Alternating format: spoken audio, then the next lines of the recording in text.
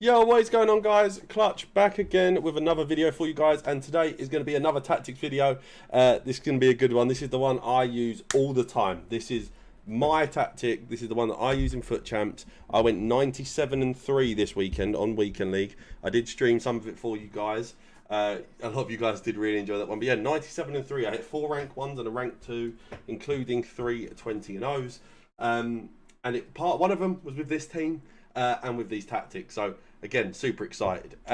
Before we do get into it, if you can, please drop a like, drop a comment on the video. If you've got any questions or anything like that, let me know down in the comments below. I try to reply to every single comment, so it would be massively appreciated. Also, if you haven't already, please drop a sub. Again, we're trying to hit 5k. We're getting closer and closer, and we're also getting really close to partner as well. So all you guys that do watch the videos, just do anything, like the videos, comment. Anything you guys do to help support the channel is much appreciated. So yeah, so like I said, 4-2-3-1 tactics. This is going to be a good one because, like I said, this is one I use all the time. These are my tactics. So balanced defensive style. Again, like I've said to you guys in some other videos, I'm not a massive fan of pressing tactics unless we're talking certain formations. So the 4-2-3-1, it's not a pressing one. It's all about structure, passing patterns, dribbling, things like that, and defensively just being as solid as we can and not pushing players out of position. So balanced it is.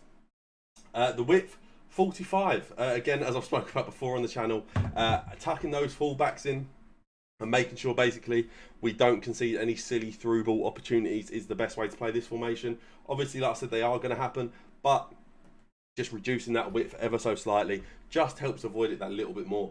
Now, depth is on 71. Obviously, we all know about the 71 depth. If you don't know, get to know.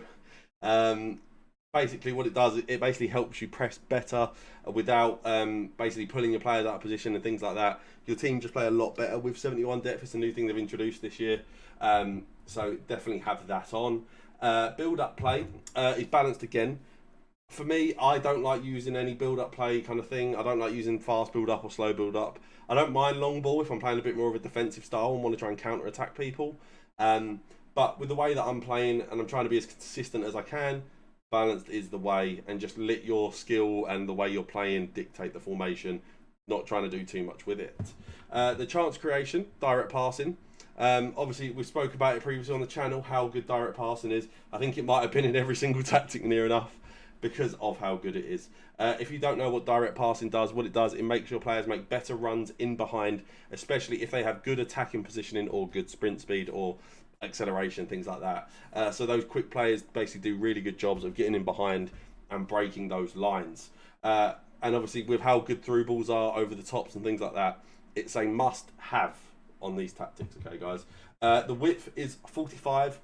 Just because, again, we are just trying to tuck those cams in ever so slightly, just try and get them a bit more involved with the central cam and the striker. But we do also want the width so we can attack those bylines and really try and play for cutbacks, back post crosses, and even just a cross shot goals and things like that. So we don't want them too narrow, but we want them just a bit narrower just to help build up play. The players in the box is on 6. Now, that is because generally I don't like my midfielders getting too involved in the attack. I don't mind if maybe one of them helps a little bit, but generally in the 4-2-3-1, we've got 4 attacking options. We don't need anyone else. We've got enough people up there. So 4-2-3-1, 6 players in the box is the way to do it.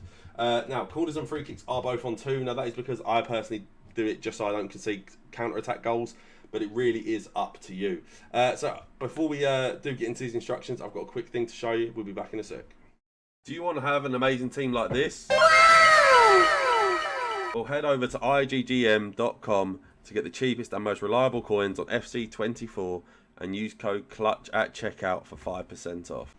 So guys, as you saw, the coin sponsor IGGM. If you haven't already, go get yourself some coins. Now we are going to get into the instructions. So stay central, get in behind on the striker. Now that is, like I said, we do want him in the central areas because we do have wide player support. We've got 2 wide-ish CDMs, we've got 2 wide cams, and we've got fullbacks. We don't need anyone else. We want our striker in the centre, running, basically making in behind runs or dropping off, maybe doing a skill move, things like that, trying to beat an opponent.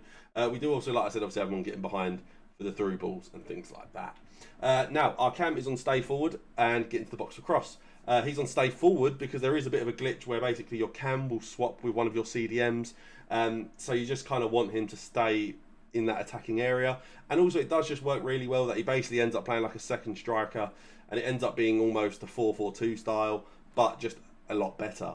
So yeah, stay forward and get into the box for cross, like I said, for cutbacks and things like that.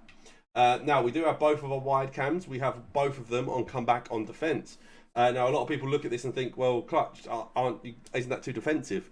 And the answer is no. Obviously they will help defensively, but when we are going forward, they still absolutely bomb forward. It doesn't change their attacking runs at all. It just means that when we are defending, they do try and help out as well. Generally that may mean then you need to have maybe a bit more of a higher stamina player in these wide cam positions, but it really isn't a big deal. Even if you have a lower stamina player, they still do it absolutely fine. Obviously, we do also have both on getting the box for cross. This is mainly just down to the fact that we do want them to still go forward, and we want them to make those back post runs for back post crosses. We want for cutbacks, just general goals as well. So we do just want them still getting in and around that box. Now, we do have both of our CDMs on stay back while attacking cover centre. Now, this is mainly because, like I said, I do want my DMs to help protect that back line. I don't want them doing anything too crazy. And I do also have them on cover centre because, like I said, those two wide cams are on comeback on defence. So they'll come back and help support. And also, we do have those wing backs, and you'll see what the instructions are on them. So also, that does mean that they don't bomb forward either. So no real issues there. Just both of them as defensive as you would like. Generally, I like to have a more defensive DM and a more attacking one. And generally, the more attacking one will be the guy who carries the ball up the pitch and things like that. Now, both of my centre-backs are on default instructions. My keeper is on comes for crosses and sweeper keeper. Now, comes for crosses is just mainly due to corners and general crosses as well. They are pretty overpowered if you have a tall striker. So I do just like to make sure that we don't concede any silly goals. Also, I do have them on sweeper keeper, mainly down to the fact that we are basically playing 71 depth, so we're obviously going to have a bit of a higher line. So sometimes if they do play those over the top through balls or general through balls, your keeper will be already off the line, ready to try and sweep up and put your opponent off. And then we do have the two fullbacks, and both of them are just simply on stay back while attacking.